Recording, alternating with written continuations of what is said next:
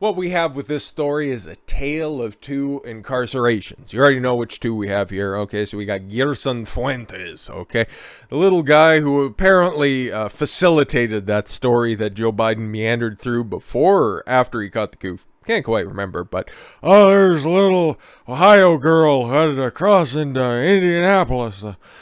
She's 10 years old and she needed an abortion or something. I don't know. I heard a story and somebody told me about it, and I got no documentation. But it happened. This was apparently the guy that made it happen. The illegal alien who crossed the southern border made it up to Ohio. Okay, I wonder if he probably got a government bus to get up there. But regardless, okay, so he was charged with 2 counts of rape. Rape of a 10-year-old child causing a pregnancy. I don't know if that's an aggravating factor or anything, but we'll have to see, okay? So he's being held. He's on trial, okay? I don't know why they don't just put him in a trebuchet in the middle of the country and then fire that sumbitch right back over the border and whatever lands. But regardless, they're wasting government funding on prosecuting somebody who came into the United States illegally, committed a heinous atrocity, okay? Not even a bone in my body can go ahead and downplay how awful that is, okay? What mental and psychological damage it ended up inflicting on that 10-year-old kid. And then if the other reports are to be believed, okay, engaged in this activity when she was 9 years old, what the fuck? I just want to know why there's any United States government money being wasted on this fucking nonsense. Illegal immigrant charged with raping young girl pleads not guilty to remain locked up. How adorable. The illegal immigrant who's charged with raping a young girl multiple times pleads not guilty on July 25th. Gerson Fuentes, 27. Jesus, that's a tough 27. I guess that's the curse that you get when you engage in these activities. Will remain locked up for now on 2 felony counts after the arraignment, as bond was not discussed. Again, you came here illegally. Send him back. No bond hearing has been scheduled. Oh, well, that's good. Fuentes raped a 10-year-old girl, including at least once when she was 9, according to prosecutors. Fuentes confessed to the rapes, and the minor identified him as the man who impregnated her, according to court documents. Oh. So what was that shit about the mother saying, no, your son good, no. I wonder if there's any extracurricular activity that was going on in regards to getting that family across the border at the behest of Fuentes. Just wondering, okay. I bet you if you dig deep enough, you could probably also find human trafficking charges in Fuentes' recent criminal past. Brian Bowen, a lawyer hired by the family of Fuentes, told reporters after the hearing that he will fight for bail for his client because everyone is entitled to the presumption of innocence. Oh yes, United States citizens are provided said deference under the 4th Amendment, cruel and unusual punishment, okay, being held against your will. Yeah, no, exactly, that's a perfectly fine statute. For an American citizen, missing something? The status of Fuentes, who's been described by both local and federal officials as being in the United States illegally, means that he's not a flight risk because he could... means that he's not a flight risk. Oh, okay. Because he could be detained at any time by immigration officers, Bowen said. That is definitely an argument, okay? And this poor fucker representing him, you have to make that argument, because saying that, yeah, no, he could definitely leave at any time, because obviously the other side of that coin is, well, he came across the border illegally, so realistically he could go back at any time, ergo he is a flight risk. That's what he would be arguing from the prosecution side, but you have to say that, okay? It's like, listen, ICE knows exactly where he is, and they can just, disappear him at a moment's notice, so we have to keep him in jail until the legal system carries out. Wow.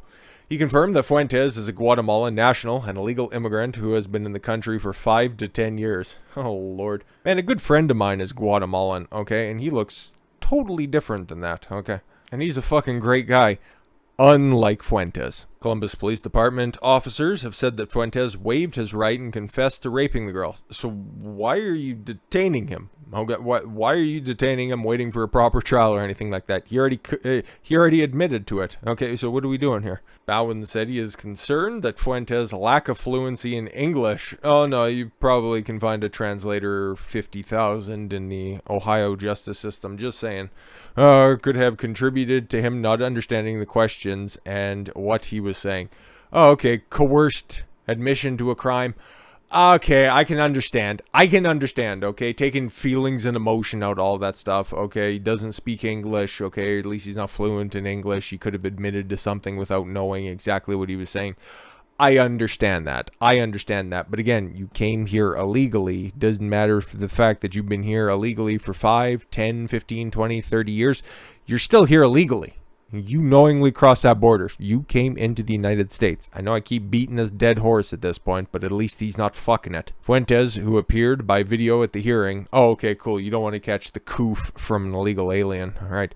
Is depressed. Aw, and afraid. Well, depression isn't real. As his lawyer said, Bowen met with his client at the detention facility for an hour before the hearing. Looks like a nice place, okay, or at least that's the courthouse. So yeah, again, going back to one of the first statements in this video, okay, Joe Biden repeating that story about this such situation, okay, and the fact that it just raised so many red flags, it was alarming, and it's like, that's ridiculous. That is such an outlandish story. Something has to be wrong with it, okay? And then the crime came out, and it's like, oh, who perpetrated it? Oh, that's why he didn't want to get into specifics, okay?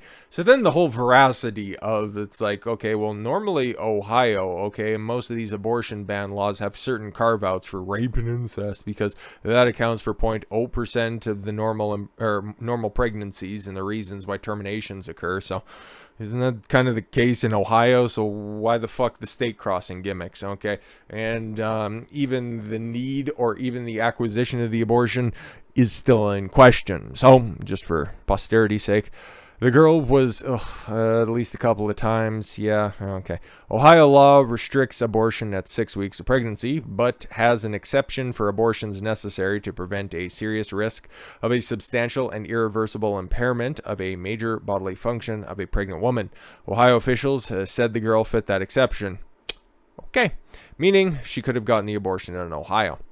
Indiana law is less restrictive, 22 weeks. The lawmakers are weighing a new bill, and would be substantially impaired, or in cases of rape or incest, also having those carve-outs as well.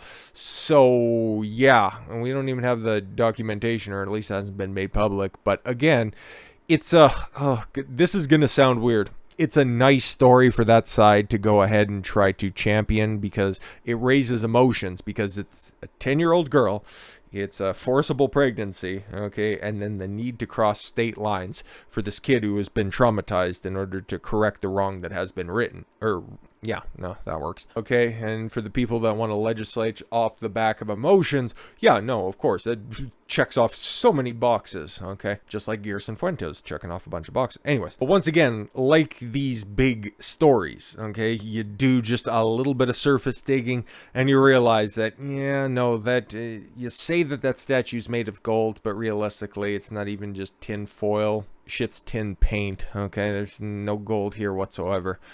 So like I said, there's 2 different incarcerations. So incarcerating a child rapist. And then there's also the incarceration of somebody who facilitated child raping. Now, did she actually traffic anybody or conspire to traffic anybody? That's up for debate.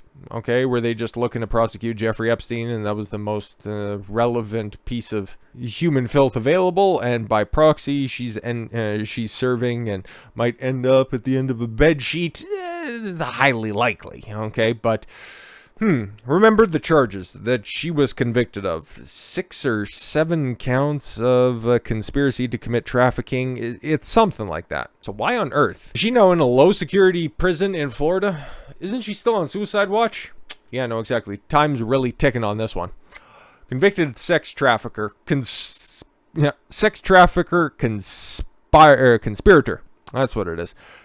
Ghislaine Maxwell was moved to a low-security prison in Florida that offers a number of amenities, including yoga and movies, to serve out her 20-year sentence. Aww.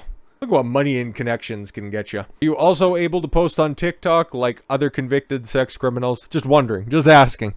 Updated records from the Federal Bureau of Prisons show that Maxwell, 60, was moved to the Tallahassee Federal Corrections Institute. Well, 60-year-old going down to Florida. It's not really a novel story, which is described on his website as a low-security federal resort. Correctional institute with a detention center. A correctional institution with a detention center. Oh, okay, cool. So that's like a nail and spa shop. Ah, adorable. Its website, which is described on its website as a low security option as opposed to where she was originally doing her sentence at the Federal Correction Institution in Danbury, Connecticut. Accused of being the madam to convicted sex trafficker Jeffrey Epstein. Maxwell was convicted in December on 5. I got it wrong. Five convictions, 6 charges. That's what it was, including sex trafficking of a minor. Prosecutors accused the British-born socialite and Epstein, a multimillionaire, of plotting to lure and groom young girls into relationships with Epstein between 1994 and 2004. She will be slated to release from prison in 2037. Cool. Something to look forward to, I guess. Tallahassee Federal Correction Institution, known as FCI Tallahassee. Inmates can participate in yoga, Pilates, weights, softball, flag football, and frisbee, according to Zukas Consulting Group. She will also be able to watch movies in prison. The Prison Consulting Group website says. That's how all sex criminals should be treated. Lord have mercy. Again, ropes for them all, but... Well, the New York City Medical Examiner officer... Oh, I'm sorry. I jumped ahead. Now they're going into the very legitimate suicide ruling of Jeffrey Epstein. By hanging, former medical examiner Dr. Michael Baden revealed in early 2020 that Epstein may have been murdered. What? I've never heard that idea before. But yeah, no, you got 2 pedophiles here. One's being detained. Shouldn't be, really, in this country. Okay, do whatever you want back in Guatemala. Okay, they'll treat you a little bit worse than that. And then you have another one who has a laundry list of names and connections that are out there, being sent off to the antithesis of where all sex criminals of this regard should be sent. It's really fucking amazing if you think about it, but it really isn't if you do a little bit more thinking after that. But with all that said, thank you all very much for the gift of your time. I've been Don Consuelo. I want you to follow your gut and get after it. Take care, everyone.